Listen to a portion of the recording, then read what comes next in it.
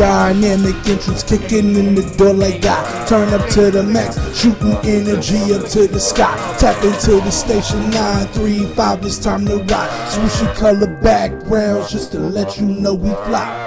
Undefeated, never beaten, cause we got the skills. Striking all this black gold, you would think we had a drill. We got what you need, homie, so come and get your fill. Relax and unwind, it's time to anime and chill.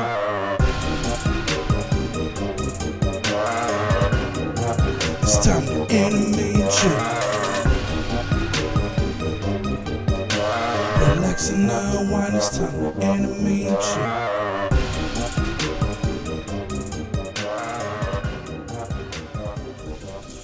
Okay, I would like to welcome you all. I am Young Retro from Anime and Chill, and I would like to welcome you all to the first episode of Last Minute Rewrites. For those of you who listen to Anime and Chill on YouTube, then you understand that Last Minute Rewrites is a segment on the show in which we pretty much do fan fiction for a movie that we believe is either kind of weak on the story or we felt we could have told the story better. And so we pretty much do fan fiction for the film. And so I've decided to give Last Minute Rewrites its own spin-off content. I had been wanting to do this for a little while now, but I finally worked out the logistics of how I wanted to do it.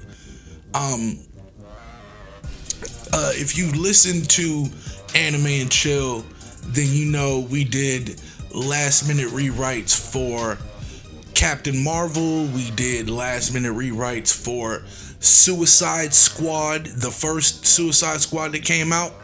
And we also had Mortal Kombat on the list. I will be doing Mortal Kombat on a later episode, but I've kind of been, you know what I mean? I've kind of had Thor The Dark World on my mind for a little bit, just to kind of give a little bit of backstory as to why I chose Thor The Dark World to do the first episode on. I had been going through the Marvel cinematic timeline and just watching the movies in timeline order, in chronological order, I should say. So while watching the movies in chronological order, I started to see which movies were the weaker of the Marvel films.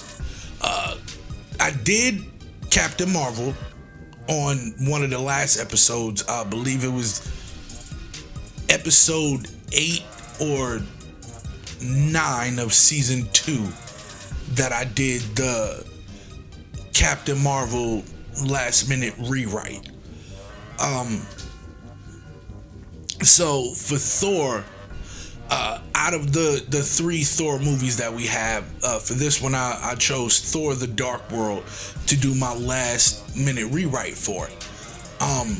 The reason why I chose that, because in my opinion, that was like one of the weakest Marvel movies that they came out with, and also it was one of the weaker Thor movies. Like, not to say that the Thor movies were weak in and of themselves, because they told the story about one of the not lesser known characters, but one of the more unfamiliar characters, to where it's like people know of Thor, they know Norse mythology, but not a lot of people, you know what I mean, can relate to the God of Thunder. He wasn't a quote unquote relatable character. So the first Thor movie was not so much an origin story, but kind of an origin story, the hero's calling, so to speak. Thor Ragnarok was a buddy comedy almost with him and Hulk, In Thor The Dark World, it was like they tried to go so Shakespearean, for a lack of a better term, and the movie kind of paid the price. For those of you who have not seen Thor The Dark World, and I don't know how you haven't seen it, but Thor The Dark World pretty much revolves around the Reality Stone. But in the movie, they never refer to it as the Reality Stone. They never show you the effects of the Reality Stone. Whereas with like the Tesseract being the Space Stone, they actually showed you how it could open up portals to another point in space.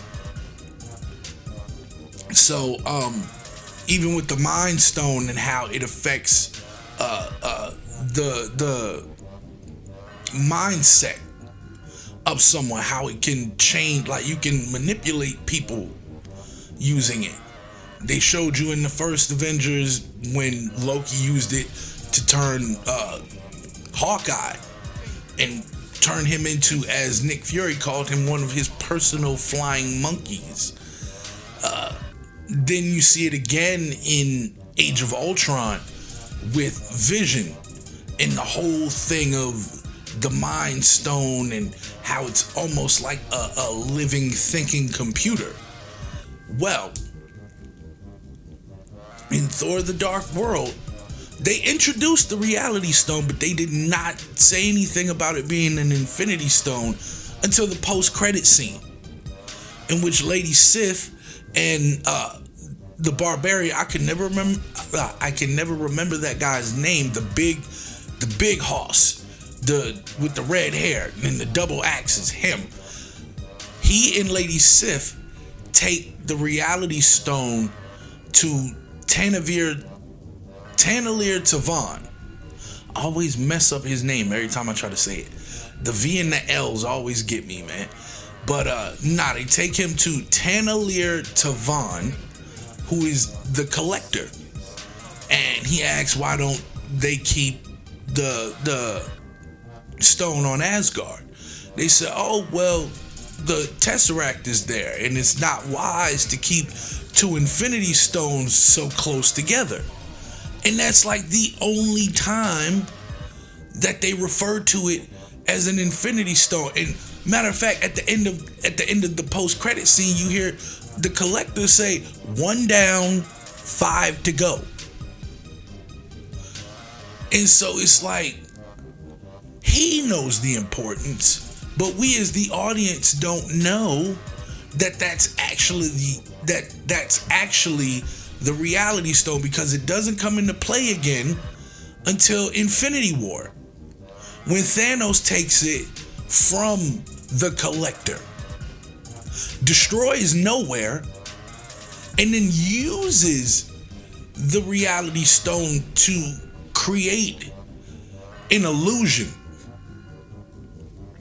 that nowhere is still intact and that the Collector has not, been attacked by Thanos. As a matter of fact, the illusion was that Thanos was in the middle of the attack, when in actuality he had already decimated nowhere. So, with that backstory set, in the new last minute rewrite that I'm telling, I'm gonna actually focus on the Reality Stone. I wanna be able to, not only introduce it, but show some of the abilities of the Reality Stone, at least from what I've seen from watching Infinity War and Endgame, because those were the only two movies that you really got to see the Reality Stone put into practice, into use. In Thor The Dark World, they said it was a liquid, but then when they remove it from a human host, it comes across as like a glass-like material. But then, you see what I mean? It's like, but then it can vaporize and turn into air particles. And so it's like, they didn't do a good job telling what the reality stone is and why it's so powerful. So, without any further ado, I bring to you last minute rewrites, Thor and The Enchantress.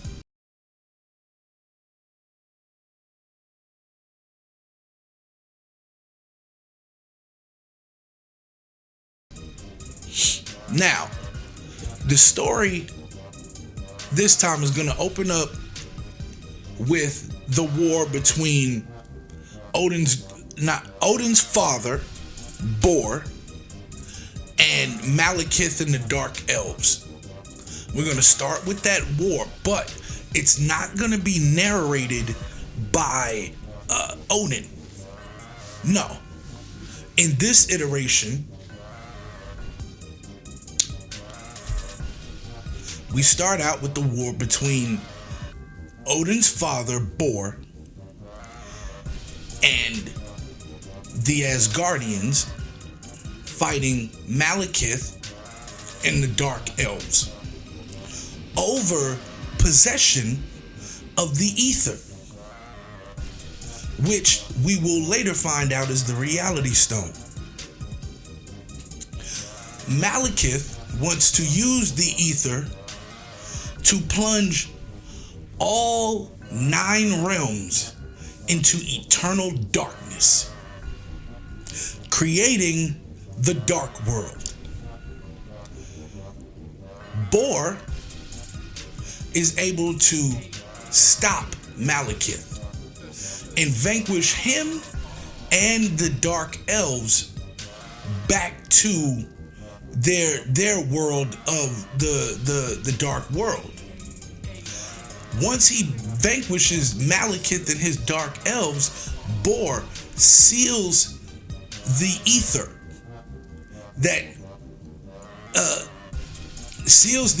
that presents as a stone, as a gemstone.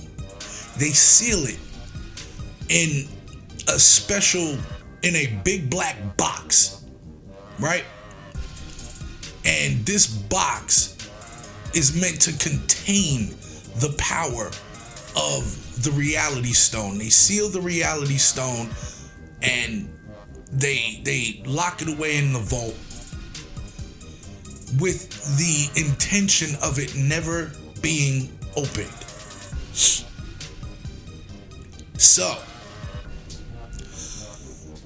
after the story of Malekith and the Dark Elves being vanquished, we then cut to a scene of Sylvie's mom, Sylvie from the Loki television show. And I only say that because in the comics, the Enchantress's name was actually Sylvie, who, if you want to get down to it, in the comics, she was a female version of Loki. And the Loki television series, well, not television series, the Disney Plus streaming series, they touched on that with her being a time variant of Loki. But for this iteration, she's not going to be another version of Loki. She's going to be an Asgardian. Now, after Bor sealed the reality stone away and locked it away in the vault, Sylvie's dad and a few of his cohorts decide that they want to take the reality stone for themselves because they're not royalty. They're living in poverty, and they figure if they get the reality stone that they can change the reality of their lives, and they can get themselves out of the squalor they can get themselves out of the squalor of poverty, and they can at least you know, try to live like kings and queens. Well, in order to do that, they have to steal the reality stone from the vault, which is now owned by Odin. So, as they're trying to steal, or as they break in to Odin's vault, Thor is alarmed. Someone tells him, hey, there's somebody breaking into your father's vault. This is long before he joins the Avengers, long before anything like that happens. This is long before the first Thor movie that this happens. So, Sylvie's father, at this point in time, Sylvie's about 7 or 8. Her father and his group of friends try to steal the reality stone. Upon getting into the vault, they're confronted by Thor, young Thor, who's kind of in his teenage years, I would say early 20s, like college years. So, Sylvie's father tells him, there are people living in Asgard that are living in squalor, they're living in poverty, and the royalty doesn't see it because they choose not to. But with the ether, we can show those who live in royalty and riches how the other half lives. A fight breaks out. A couple of his men try to fight Thor. He goes, Sylvie's father, for the lack of a better name, that way I'm not just calling him Sylvie's father the whole time. Let's call him Jack. So Jack goes to grab the box with the reality stone in it. And as he does, Thor hits him with a lightning bolt by accident. He was trying to strike the ground in front of him, trying to pretty much almost like scare him out of trying to reach for the box. But the lightning bolt hits him and kills him. The families of all of the people that tried to steal the box, they all have funerals, and they all show up to Jack's funeral. So, at Jack's funeral, it's Sylvie and her mom. Let's call her mom Evelyn. Again, just pulling names out of a hat here. So, Sylvie and Evelyn are at the funeral of Jack. They're at Jack's funeral, and all of Jack's friends and the families of Jack's friends are paying their respects and sending their condolences. The one person who doesn't show up is Thor. What does he do? He goes and gets drunk. And he has a party, or as he would call it, revels.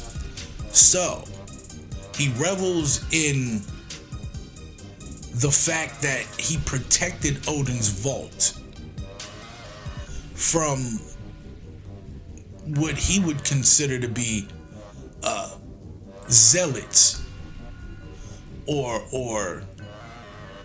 what's the word I'm looking for? Heretics. There we go. Zealots or heretics. And so he's celebrated for his defense of Odin's vault.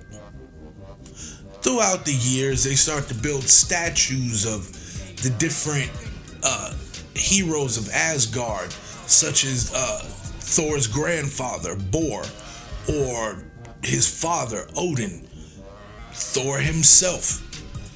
And with those statues, it's like, as Sylvie's growing up, she sees them around Asgard, and it's like it kind of fuels this inner jealousy, this inner hatred, right? So fast forward 20 years later, Sylvie has made a group of friends of her own. And they all know the story about the fact that her father died. None of them know the truth that he died at the hands of Thor and that it was an accident. The only person who knows that he died at the hands of Thor is Evelyn.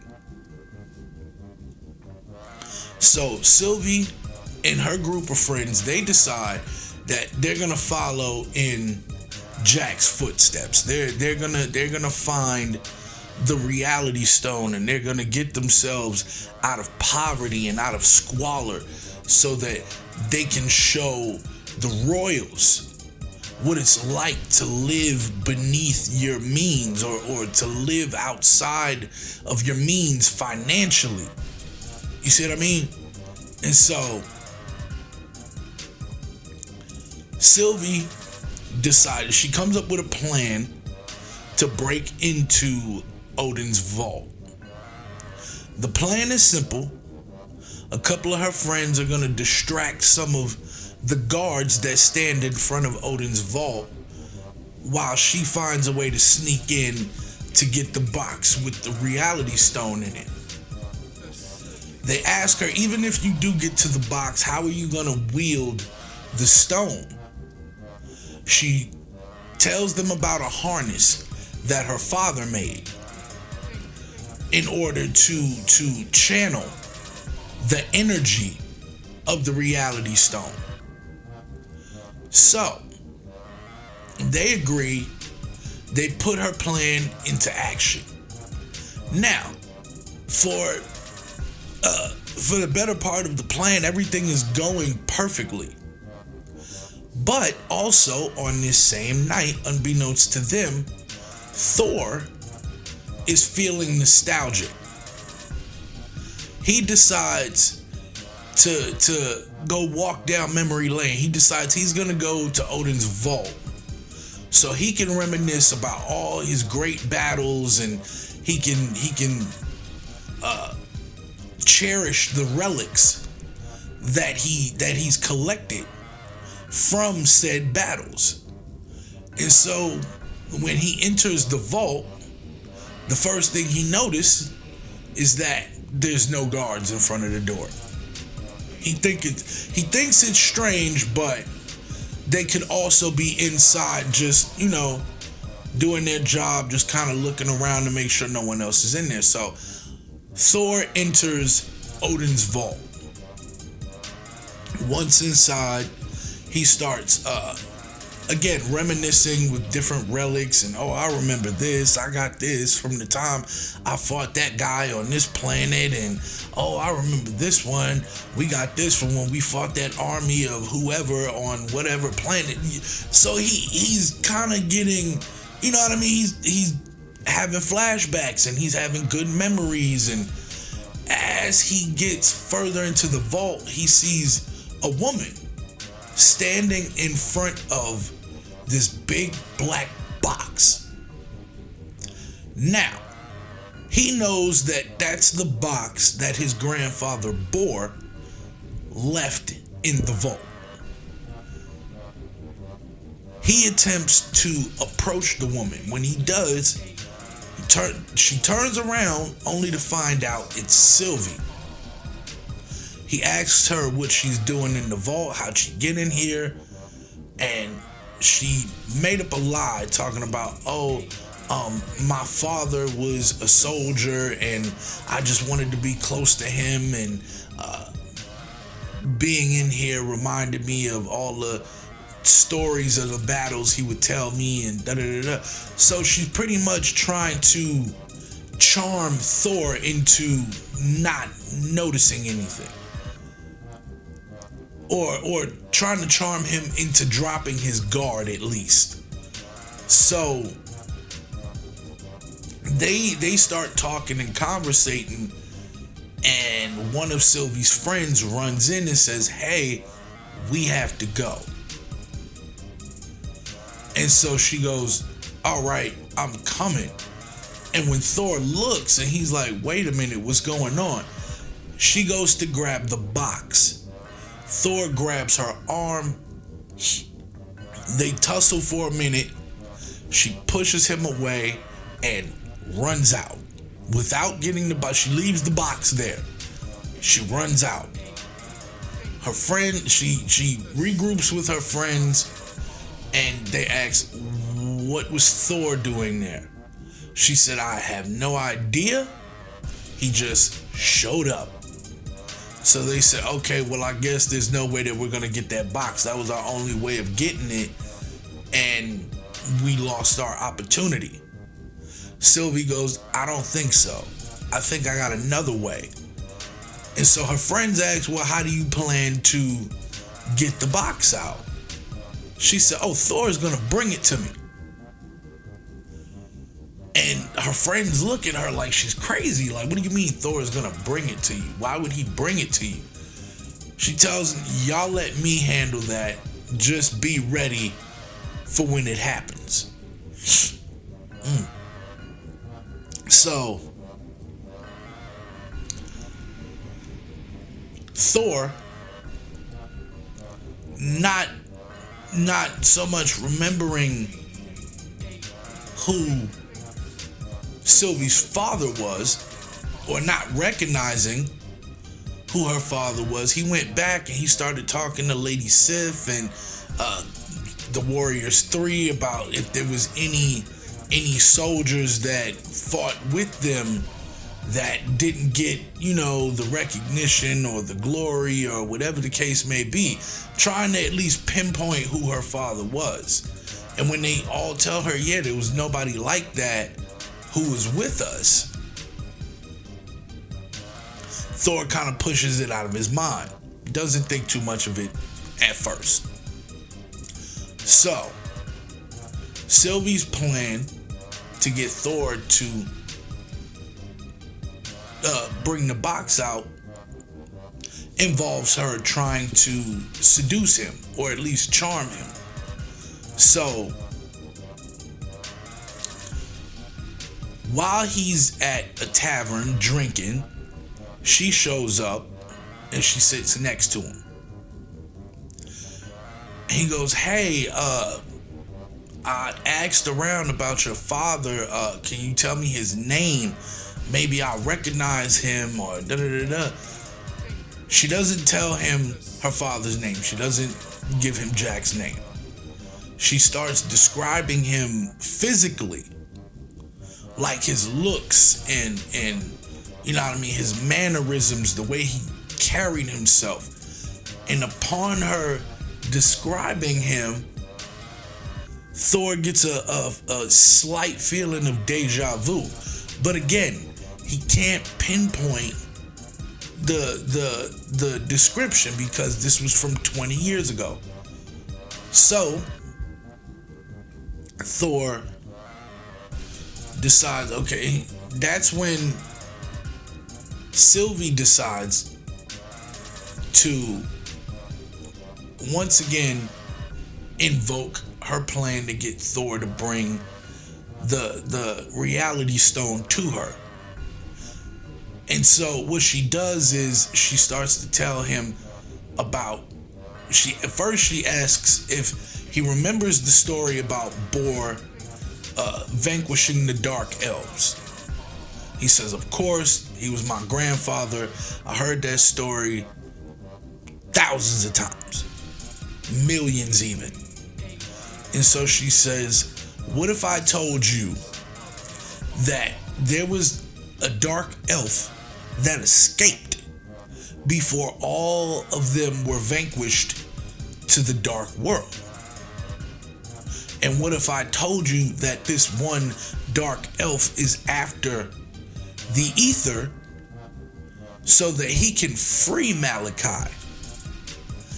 and finish his work, finish his legacy of plunging the universe into darkness.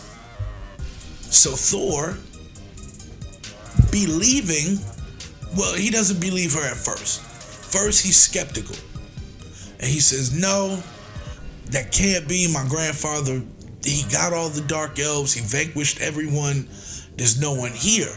So then she says, that's when she tells him, well, dark elves are keen at using magic, especially dark magic. So they can create illusions, right? As to whether or not a person is dead or not. Thor begins to take her more seriously, especially knowing that Loki, who isn't a dark elf, who's a frost giant, but yet he's still susceptible to learning magic.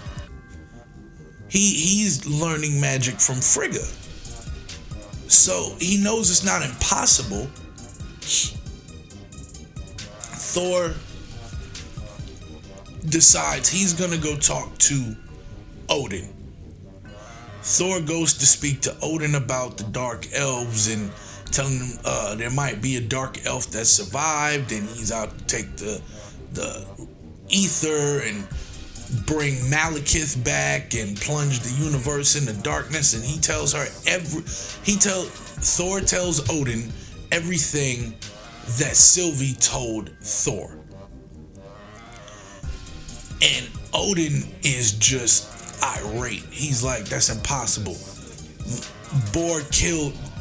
He vanquished all of the dark elves back to the dark world, back to their realm of darkness.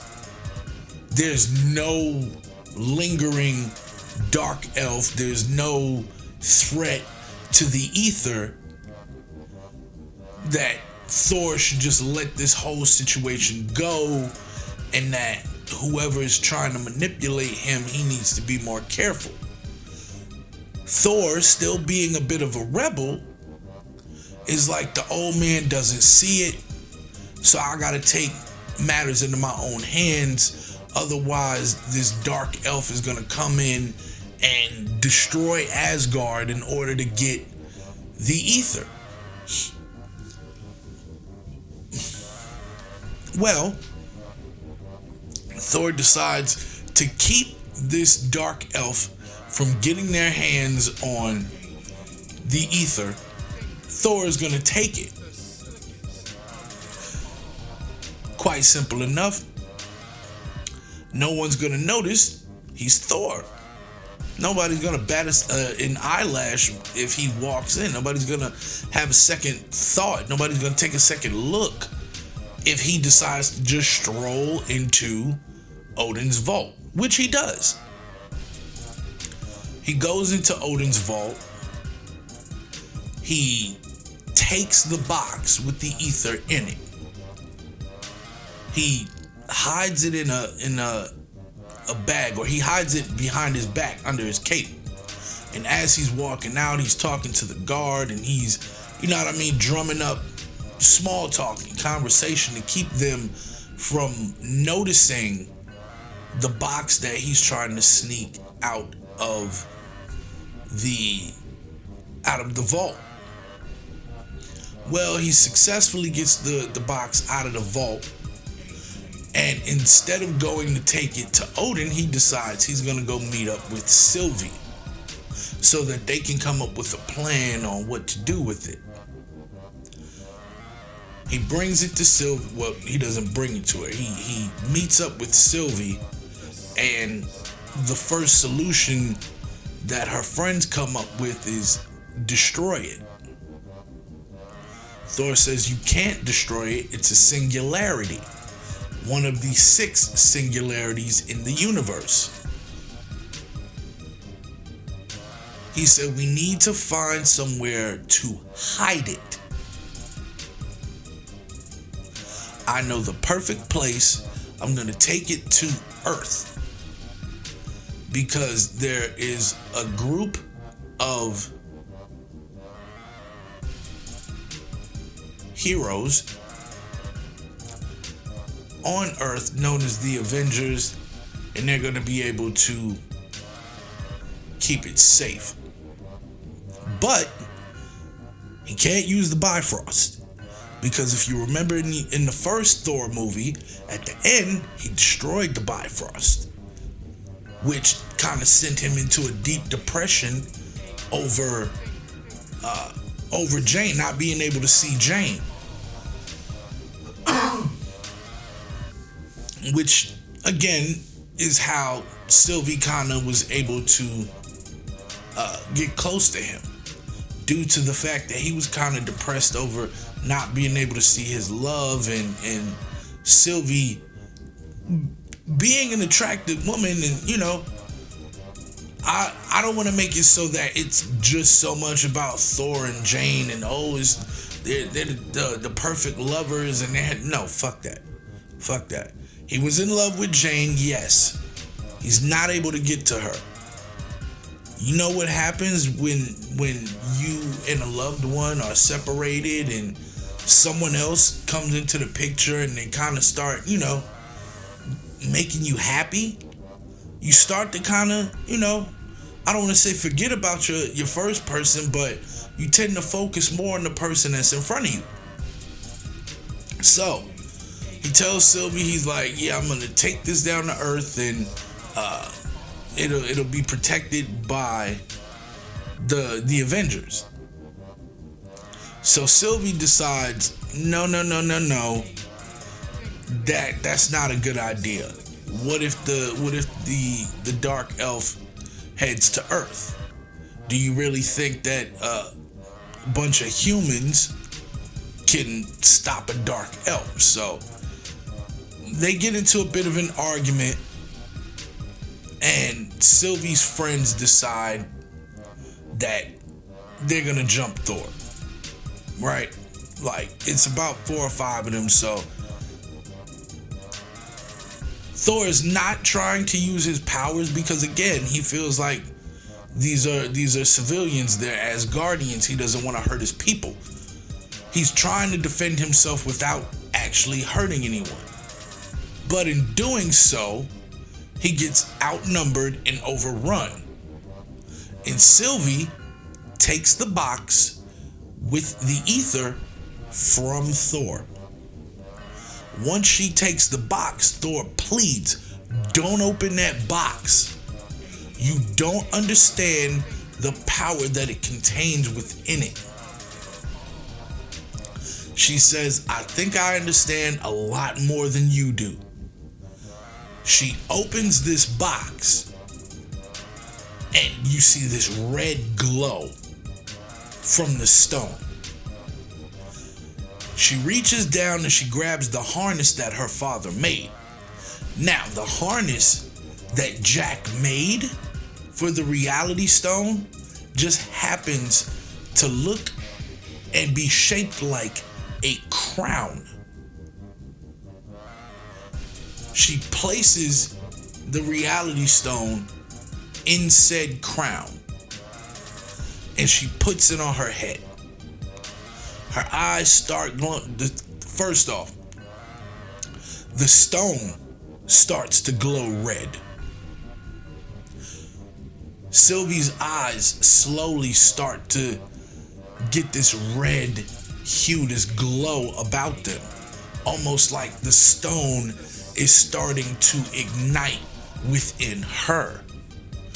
And so Sylvie's eyes start to glow red. And she says, you're living in my reality now. And when she says that, the landscape of Asgard literally starts to change. It changes from the golden pillars and the heavenscape that it looks like, the marble columns and all of that. It changes to this flowery garden paradise like area, almost like an oasis, right? And so as it changes, Thor's armor disintegrates. Like, it disintegrates off of his body. And as it's disintegrating, you see he's wearing tattered clothes. And he's like, wait a minute, what's going on here? What the hell? What's going on here? Well, Sylvie says, yeah, no. You are responsible for killing my father. You killed my father. So, instead of killing you, you will live in servitude to the crown. You will have to live with your mistake. You'll have to live knowing what you did. So, everyone else in Asgard, just about, the only two people whose memories are not affected by the use of the reality stone is Thor and Evelyn. So, once Sylvie changes the landscape and tells Thor that he killed her father and that he's gotta live with that, she shoots a blast of red lightning that lifts him off the ground and sends him flying across a field. A couple of Sylvie's friends start to have a change of heart when they see how she's wielding the power. The other two friends decide to join her. So, the friends that decided against her, the friends that decided against her, that decided to work against her, they help Thor, and they decide to, help him escape. Now, after being hit with that strong of a lightning blast at point blank range, it put Thor into a coma. So they decide to at least get him as far away from Sylvie as possible. They get to a forest on the outskirts of this oasis that Sylvie built. Right? And so before I get there, one more thing about the oasis that Sylvie built. There's one major change that I didn't or forgot to add in there. As the landscape changes, the statues of Asgard's heroes disintegrate into a pile of dust and rubble. And out of that rubble, another statue is formed. And it's of Sylvie's dad, Jack.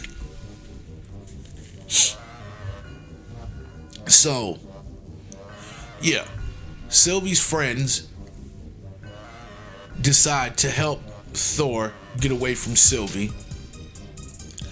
As they're taking him out of the oasis, or at least to the outskirts of the oasis, they get to a tree line of a forest. And there's this big alien bear type creature, right? And it's standing in front of the forest, and it's growling and beating on its chest, and it's doing everything to ward off predators and ward off enemies. So the two friends of Sylvie, they decide that instead of trying to meet the woodland creature with aggression, that they would go the opposite way. And they learn to present passive energy in order to calm the animal down. And they ask for passage through the forest. Well, this giant alien bear-like creature looks down and sees that they're carrying Thor. The bear creature then transforms back into Frigga. So Frigga looks at the two of them, looks at Thor and says, "Come with me." Once they make it inside the tree line, they get to a clearing in the forest. In that clearing, there's a hut, a big hut. And outside of that hut, Odin is chopping firewood. Loki is practicing magic, trying to make things levitate, trying to make things holographic or translucent or transparent. And while doing this, he's not fully, effective at doing it. You could tell that he can kind of do it, but he's still practicing. So Frigga tells Sylvie's two friends what happened with Jack, and they tell them that Jack was actually killed by Thor. It was an accident, but it happened nonetheless. Now I know at this point you're thinking, but how does Frigga keep her memories? Frigga's a witch. So it's a lot of shit when it comes to magic that she's kind of immune to. Like hell, if you watched Endgame, when Thor went back in time, when they went back in time and he went back to the time period of Thor the Dark World, when he ran into his mother Frigga, she knew off the bat that wasn't the Thor from her timeline. She knew that just immediately. Even though he tried to play no, mom, it's still me. She's like, yeah, no, you're not my Thor.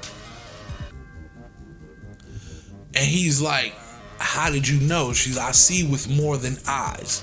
So that explains how Frigga still has her knowledge. So while Thor is in a coma, Frigga decides to make a plan with Sylvie's friends on how to get the crown off of her head. And they're talking back and forth and they're trying to come up with this plan. Meanwhile, Evelyn goes to see Sylvie because she hadn't seen Sylvie in a while. Sylvie hadn't visited, whatever the case may be. When Evelyn notices the difference in the landscape of Asgard, she's a little suspicious, but she's not, you know what I mean? She doesn't suspect Sylvie right off the bat. She doesn't suspect Sylvie immediately. She goes to see Sylvie, and that's where she notices the crown that Jack made and that Sylvie's wearing it. And so Evelyn tries to coerce Sylvie into giving up the crown. And she tells Sylvie that her father's death was an accident, that Thor was just trying to protect his people. Just like Jack was trying to protect his family and provide for his family. Thor was just doing what he thought was right for his people. Sylvie doesn't want to hear that. So Evelyn leaves. She decides to leave the oasis And once she leaves the oasis, she heads out towards the forest. When she gets to the edge of the forest, she sees this giant alien bear-like creature that's giving off all of this aggression, trying to ward off predators and enemies of the like. And so Evelyn doesn't see the bear-like creature as a monster. She sees it as almost like a benevolent spirit. And so she almost prays to this benevolent spirit to give her strength to continue, to give her guidance, to help her get through to her daughter, Sylvie. That's when the bear-like creature again transforms back into Frigga. Frigga says, "Come with me." Takes her inside the tree line into the clearing where she sees the hut, and she also sees Sylvie's two friends, or two of the friends that Sylvie had. And so they all talk to Sylvie's mom, and they tell her, well, we know why she did what she did. We didn't know that her whole plan revolved around the fact that Thor killed her dad. And so Evelyn tells them that she actually forgave Thor because she knew it wasn't his intention to kill Jack. That it just happened. That he was doing it in defense of Odin's vault. He thought that there was an intruder, an enemy, and so he did what he thought was right. And that Evelyn blames herself for telling Sylvie that it was actually Thor's lightning bolt that killed Jack. Well, Frigga decides to add Evelyn into the plan to get Sylvie to give up the crown, figuring that if Evelyn can get through to her as a mother, that it might work. Evelyn tells Frigga she tried that once. Sylvie didn't want to hear it. Frigga said maybe we should try it together. So, the plan, as I stated, was for them to confront Sylvie and get her to willingly give up the crown. As they're finalizing the last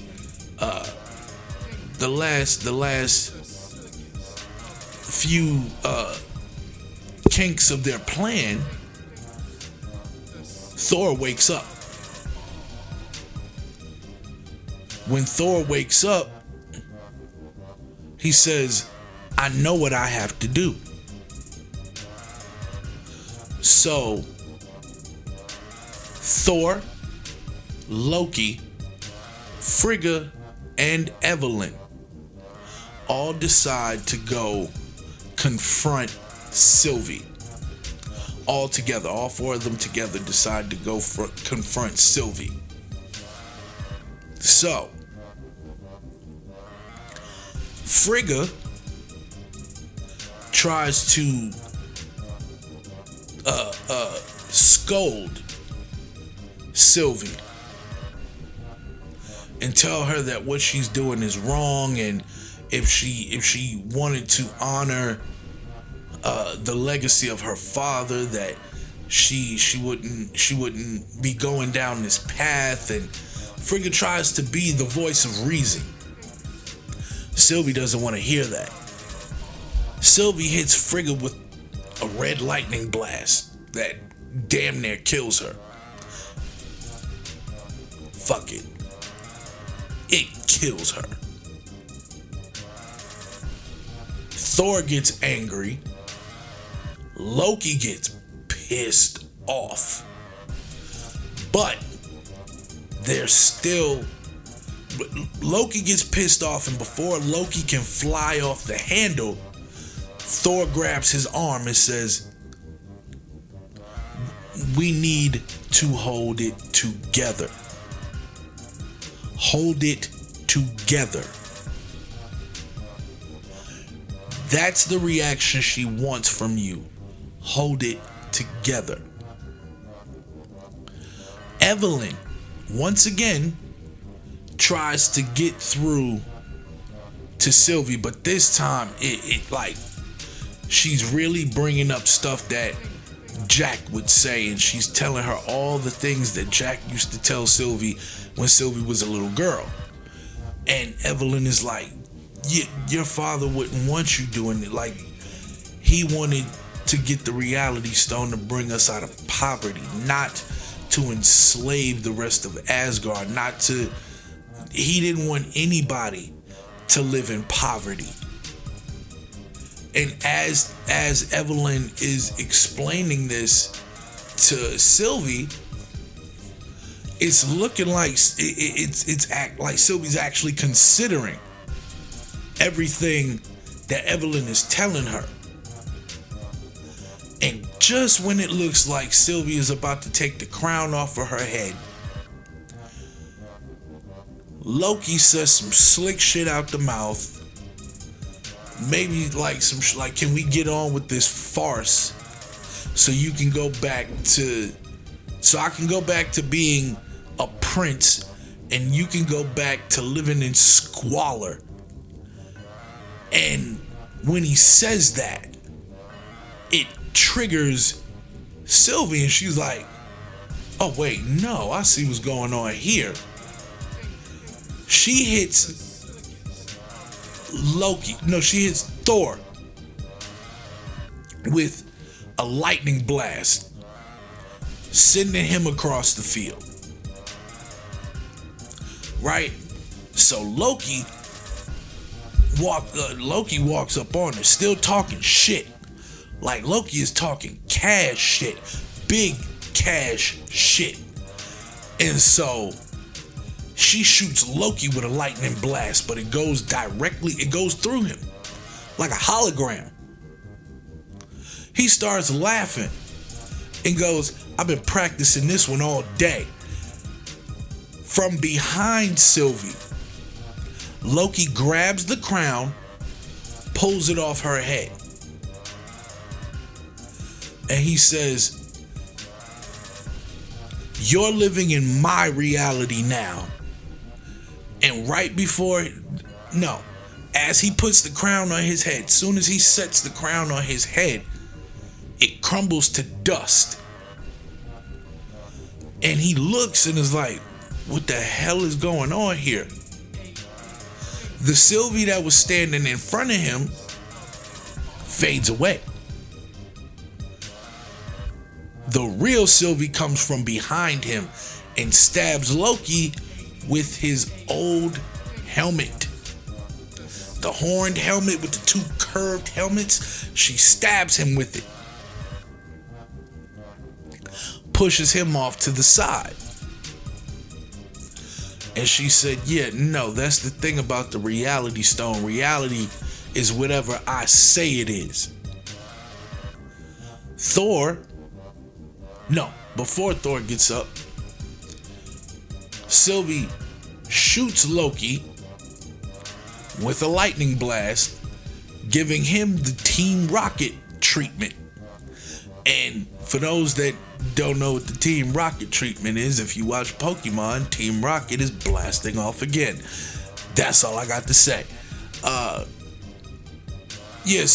Sylvie gives Loki the Team Rocket treatment, and Thor gets up and he starts slowly making his way towards Sylvie, and he's apologizing. I'm sorry for taking your father from you. I'm sorry for making you feel less than. I'm sorry that you had to grow up in poverty when the kingdom was so close. I'm sorry that there was poverty to begin with. I'm sorry that I wasn't the king that I should be. I'm sorry my father isn't the king that he should be.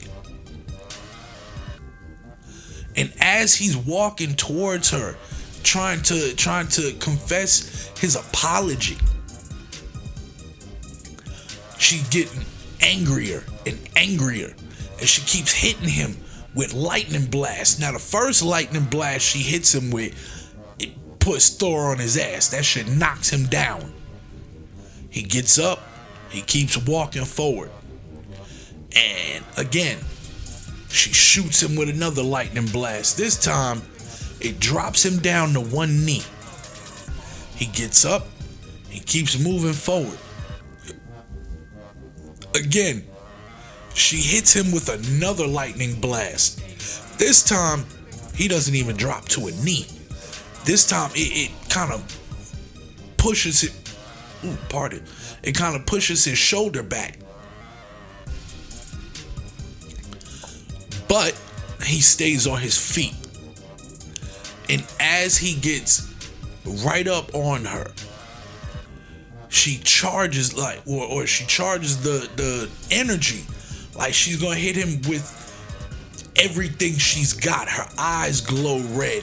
The red energy builds up in her hands. He takes his arms and he wraps them around her, hugging her. And when he hugs her, the glow of the reality stone turns off. Like, it stops glowing. Her eyes stop glowing. And she starts to cry. Thor holds her and tells her it's okay. It's okay. While he's saying this and while he's hugging her, Sylvie hears her father's voice in her ear, saying, "Let go. Just let go." Sylvie drops her guard. Thor removes the crown from her head, places it on his head, looks at her once again and says, "I'm sorry." The landscape of Asgard changes back and morphs back into what it was, with the golden pillars, the marble columns, the heavenscape, for lack of a better term, that it once was. It's restored to its natural glory, except for one thing. All of the statues of the heroes of Asgard are returned. Bor, Odin, Thor, with Jack being added in. So, as the movie comes to a conclusion, the story of Bor fighting the Dark Elves is now taught as a class or at a museum. And so Sylvie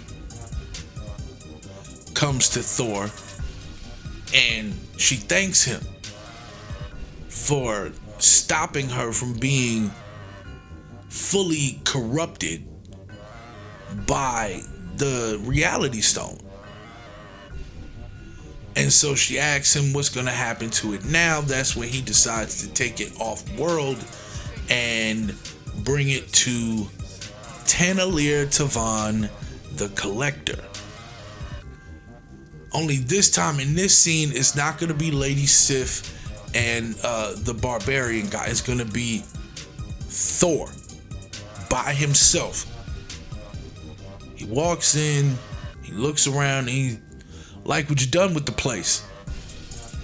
And the collector looks up and he goes, Thor, my favorite Asgardian, how can I help you?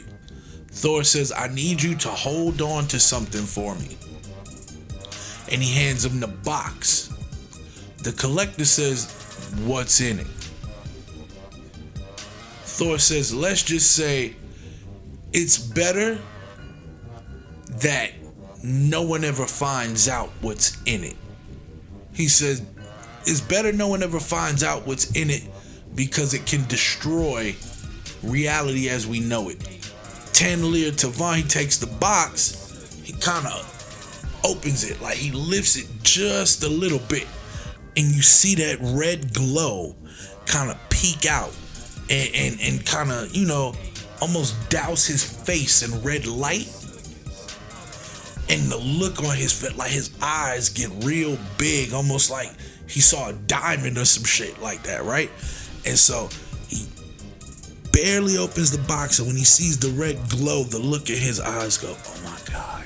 He slams it shut and says, oh, don't worry. It'll be safe here.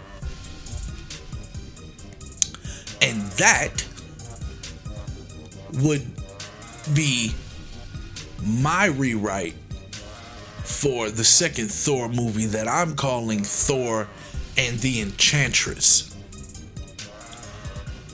So,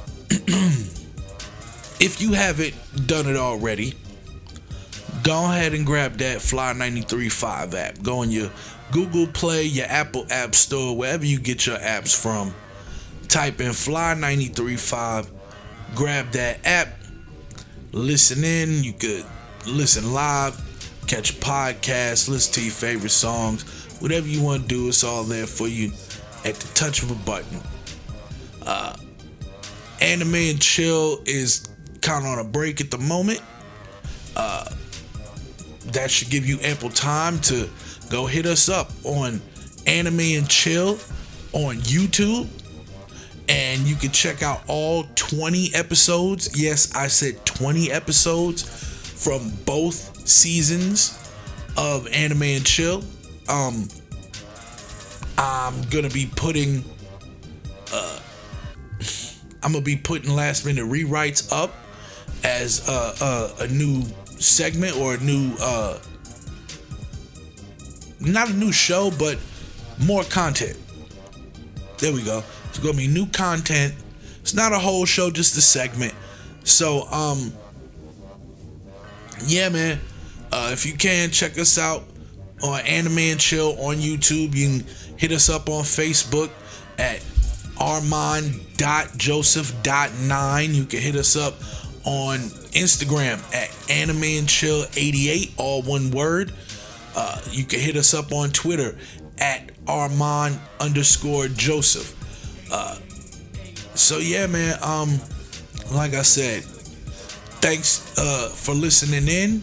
Pretty soon we're gonna start having some video content for those of you who are listening and are waiting for the video content. It's gonna be coming pretty soon. But yeah, man, thanks for checking us out, and until next time, peace.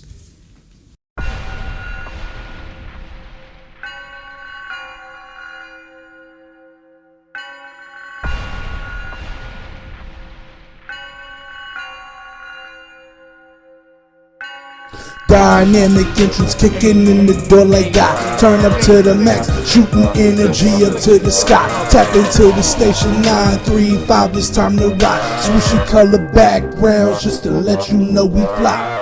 Undefeated, never beaten, cause we got the skills. Striking all this black gold, you would think we had a drill. We got what you need, homie, so come and get your fill. Relax and unwind, it's time to anime and chill.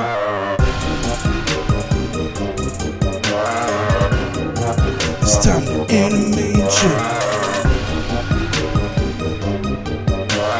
Relax and unwind, it's time to anime and chill.